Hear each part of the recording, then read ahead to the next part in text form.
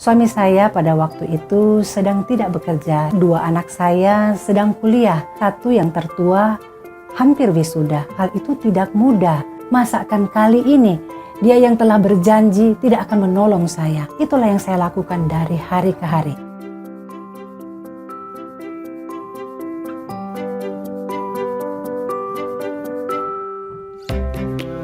Halo, shalom para pendengar podcast GMAHK Bukit Sentul.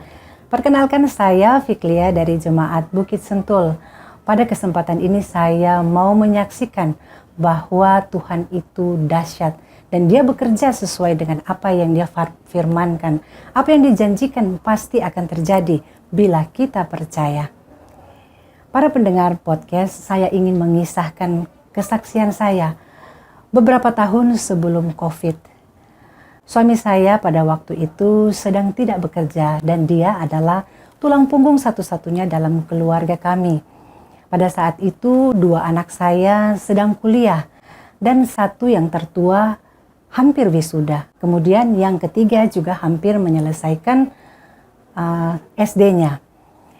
Kemudian ketika suami saya tidak bekerja, tentu saja terjadi banyak perubahan dan dalam tatanan perekonomian kami. Saya sebagai pengatur keuangan dalam rumah tangga berusaha untuk mengatur supaya bagaimana dalam keadaan tidak bekerja, anak-anak saya bisa terus kuliah dan bisa terus sekolah. Tetapi memang hal itu tidak mudah karena kebutuhan yang lain juga berjalan terus.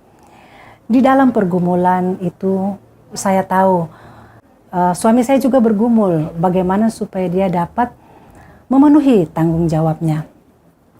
Sebagai orang yang beriman, yang percaya kepada janji-janji Tuhan, inilah saatnya saya menjadi semakin dekat dengan Tuhan. Apa yang saya lakukan adalah saya mulai dengan lebih tekun lagi berharap dan percaya kepada firman-Nya. Di rumah kami, di depan kamar kami, kebetulan kamar saya itu ada di lantai 2. Ketika saya dalam keadaan yang sangat sedih, dalam keadaan yang sangat bingung, saya keluar dari kamar saya dan ketika saya memandang ke sebelah kanan saya, itu adalah Gunung Gede dan sebelah kiri adalah Gunung Salak. Apa yang saya lakukan, saya teringat akan perkataan firman Tuhan dalam Mazmur 121 ayat 12 yang berbunyi, "Aku melayangkan pandanganku ke gunung-gunung, dari manakah datang pertolonganku?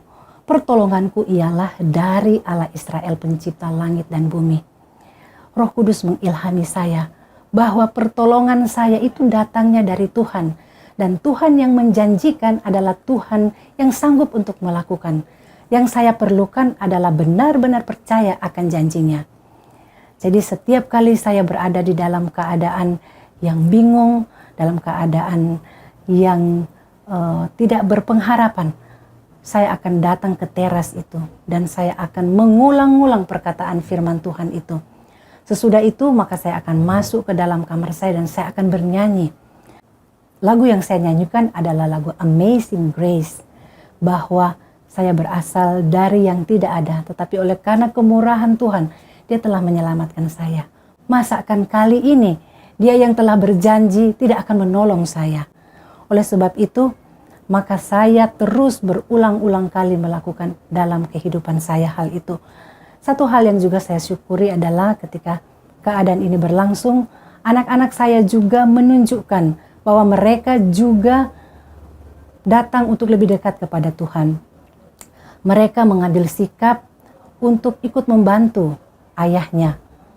Kakak yang pertama dia memberikan kursus dan anak yang kedua juga dia menjual anak saya yang kedua juga dia melakukan bisnis kecil-kecilan bagaimana supaya dia dapat mensupport kehidupannya.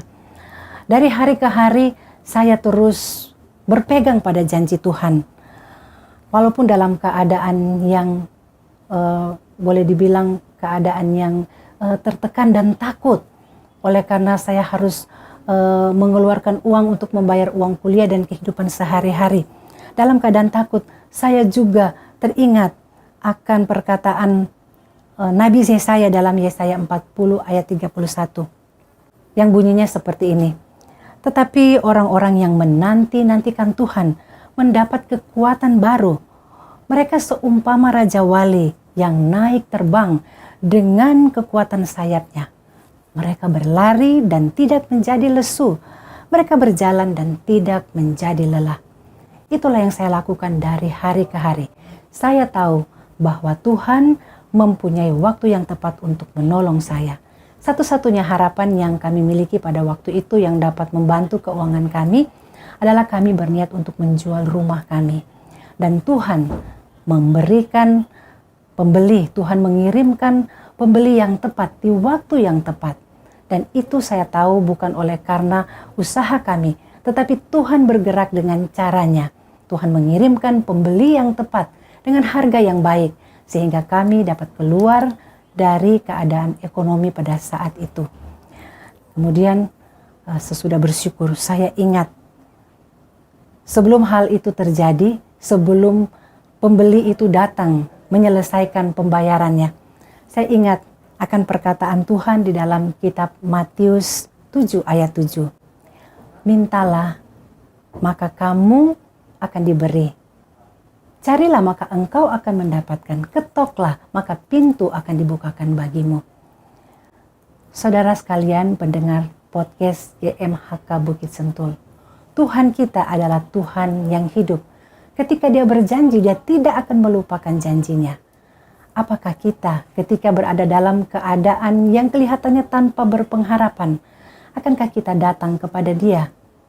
Tentu saja, karena Dia adalah satu-satunya sumber kekuatan, penolong kita sudah teruji. Saya bersyukur kepada Tuhan karena Tuhan telah membantu kami, keluarga, terlewatkan dari masalah yang kami hadapi pada saat itu. Saat ini kami boleh terus memuliakan Tuhan. Saya secara pribadi tahu bahwa di dalam hidup ini, kalau Tuhan bersama dengan kita, maka kita dapat melewati keadaan apapun yang pada saat itu walaupun berada di luar kemampuan kita. Tuhan akan selalu menepati janjinya ketika kita datang dan percaya kepadanya. Semoga kesaksian saya ini dapat menjadi berkat bagi saudara-saudara bahwa Tuhan dapat dipercaya. Dalam nama Yesus saya bawa kesaksian ini.